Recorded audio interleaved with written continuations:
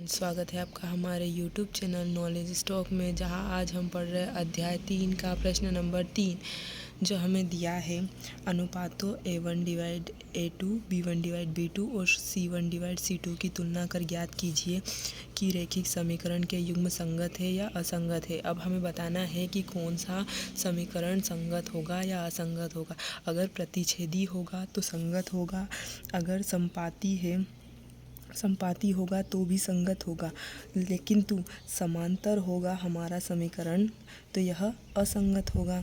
अब हम इसे सॉल्व करके देखते हैं कि यह समीकरण हमारा जो दिया है यह संपाती है, संगत है या असंगत है। तो पहला सवाल सॉल्व करते हैं। क्या दिया है? 3x + 2y = 5 और नीचे दिया है 2x - 3y = 7। अब इसको हम सॉल्व करेंगे आगे। तो जो हमारा 5 है, हम इसको इक्वल के इधर ले आएंगे तो ये माइनस का 5 हो जाएगा, और 7 को लेके आएंगे हम इक्वल के इधर तो ये भी माइनस का 7 हो जाएगा।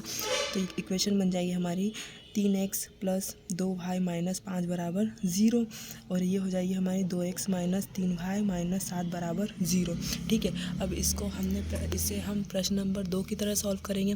तो क्या करेंगे, इसमें से हम A1 निकालेंगे। तो A1 क्या होगा हमारा 3 होगा, और ऐसे B1 क्या होगा हमारा 2 होगा। भाई के साथ में जो संख्या होगी वो हमारा B1 होता है। और तीसरा C1 क्या होगा हमारा -5 होगा। और अब देखो यहाँ से दूसरी वाली समीकरण से हम A2 का मान निकालेंगे। तो A2 का मान है हमारे पास में 2, B2 का मान -3 होगा, और C2 का मान हमारे पास होगा -7। अब क्या करेंगे हम A1 के डिवाइड में A2 लिखेंगे। तो A1 की वैल्यू कितनी है हमारे पास 3 है, और A2 की वैल्यू कितनी है 2 है।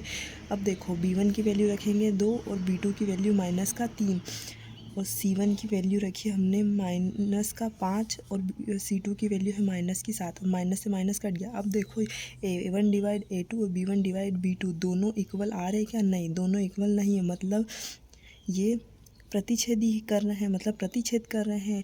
जो हमारी equation A1 divide A2 not equal होता है B1 डिवाइड B2, तो इस कंडीशन में क्या होता है, यह रेखा प्रतिच्छेद कर रही है। प्रतिच्छेद कर रही है मतलब संगत है, प्रतिच्छेद करी मतलब संगत है। तो अतः रैखिक समीकरण युग्म क्या है? संगत होगा। अब इसके बाद हम दूसरा सवाल करके देखेंगे। तो दूसरा सवाल हमें क्या दिया है? 2x - 3y = 8, और नीचे दिया है 4x - 6y = 9। अब इसमें भी हम क्या करेंगे, जो इक्वल के इधर जो नंबर दी है हम इसको इक्वल के इधर लेके आएंगे और 0 के बराबर में रखेंगे। तो ये होगा 2x - 3y -8 +8 इक्वल के इधर आया -8, तो -8 = 0, और यहाँ भी ऐसे ही होगा 4x - 6y -9 = 0। अब इससे हम A1 और B1 और C1 की वैल्यू निकालेंगे। अब यहाँ से A1 की वैल्यू कितनी होगी 2, B1 की वैल्यू कितनी होगी -3, और C1 की वैल्यू -8। अब A2 की वैल्यू कितनी होगी 4। तो वैसे ही B2 की वैल्यू भी -6 होगी, और C2 की वैल्यू -9 होगी। अब देखो यहाँ हम A1 डिवाइड A2 रखेंगे। A1 डिवाइड A2 रखेंगे तो ये होगा 2/4। अब देखो 2 एकम 2 और 2 दूनी 4, मतलब 1/2। जो A1 डिवाइड A2 आया उसकी वैल्यू कितनी होगी 1/2 होगी। अब B1 डिवाइड B2 तो कितनी वैल्यू रखेंगे -3 बटे -6। अब माइनस से माइनस कट गया, और 3 एकम 3 और 3 दूनी 6, मतलब 1/2। B1 डिवाइड B2 भी कितना है हमारा 1/2 आया। पर C1 डिवाइड C2 हम जब रखेंगे तो ये होगा -8 बटे -9। अब माइनस से माइनस तो कट गया, पर यहाँ कितना बचा 8/9, मतलब जो हमारा A1 डिवाइड A2 है B1 डिवाइड B2 के बराबर है। मतलब दो वैल्यू हमारे पास में सेम है, दो वैल्यू सेम है। मतलब क्या होगा, C1 divide C2 not equal होगा B1 डिवाइड B2 के। तो हम यहाँ पर लिखेंगे कि A1 divide A2 equal B1 divide B2 not equal C1 divide C2। अब देखो ये वाली कंडीशन हमारी क्या बन रही है, समांतर। हमने पढ़ा था इसके पहले वाले क्वेश्चन में, जब A1 divide A2 equal B1 divide B2 not equal होता है C1 डिवाइड C2, तो उस कंडीशन में जो हमारे रैखिक समीकरण क्या होती है, रैखिक समीकरण होती है हमारी समांतर। और हमने लिखा था कि जब समांतर होती है तो वह असंगत होती है। तो समांतर है तो यह समीकरण कैसी होगी, असंगत होगी। ठीक है। अब इसी के बाद हम अगला सवाल करके देखते हैं कि वो हमारी अगली समीकरण जो है वो संगत है या असंगत है। तो क्या दिया है 3/2x प्लस 5/3y बराबर 7 और नीचे दिया है 9x माइनस 10y बराबर 14। अब क्या करेंगे, सबसे पहले ये जो हमारी इक्वेशन पहली वाली जो दी है इसको हम क्या करेंगे, समीकरण 2 जैसा बनाएंगे। समीकरण 2 जैसा बनाएंगे तो इसको सबसे पहले हम क्या करेंगे, जो 3 और 2 और 3 का क्या करेंगे, हम एलसीएम लेंगे। 2 और 3 का एलसीएम लेंगे तो कितना होगा, 6 होगा। देखो 2 और 3 का एलसीएम कैसे लेते हैं, 2 और 3, तो 2 से करेंगे तो 2 एकम 2 और 3 वैसा का वैसा रहेगा, 3 एकम 3। अब 2 का गुणा 3 से करेंगे तो 6।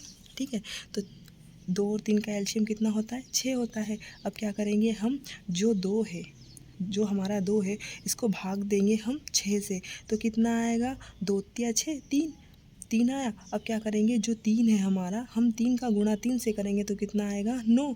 तो साथ में x है तो 9x और प्लस दिया है। उसके बाद हमारा यहाँ दिया है 3। अब 3 का भाग लगाएंगे हम 6 से, तो 3 दूनी 6 2।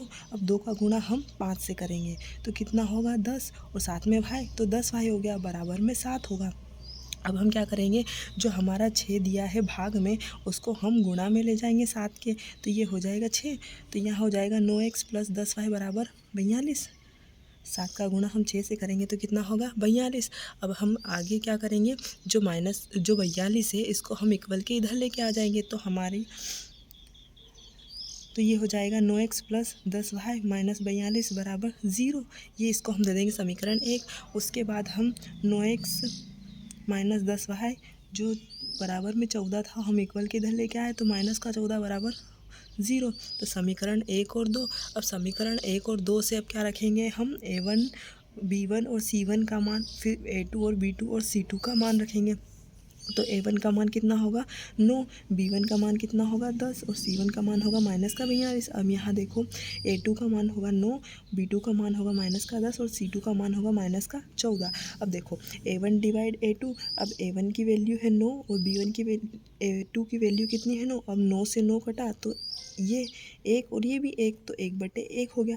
अब b1 डिवाइड b2 रखेंगे तो 10, b1 की वैल्यू है 10 है और b2 की वैल्यू माइनस की 10। अब इससे 10 से 10 कटा तो 1/माइनस का 1। ठीक है, और c1 डिवाइड c2 की वैल्यू रखेंगे तो होगी माइनस 42/माइनस 14। अब माइनस से माइनस कट गया और 14 एकम 14 और 14 × 42, तो 3/1। अब देखो a1 डिवाइड a2 और b1 डिवाइड b2 ये दोनों इक्वल नहीं है, क्योंकि यहाँ पर कोई माइनस नहीं और इस वाले में माइनस है, मतलब a1 divide a2 not equal होगा b1 डिवाइड b2। अतः समीकरण कैसा होगा हमारा, समीकरण होगा हमारा संगत होगा ना, क्योंकि प्रतिच्छेदी है, प्रतिच्छेद कर रहा है तो संगत होता है। आई होप आपको वीडियो समझ में आया होगा। थैंक यू फॉर वॉचिंग और प्लीज़ सब्सक्राइब करें।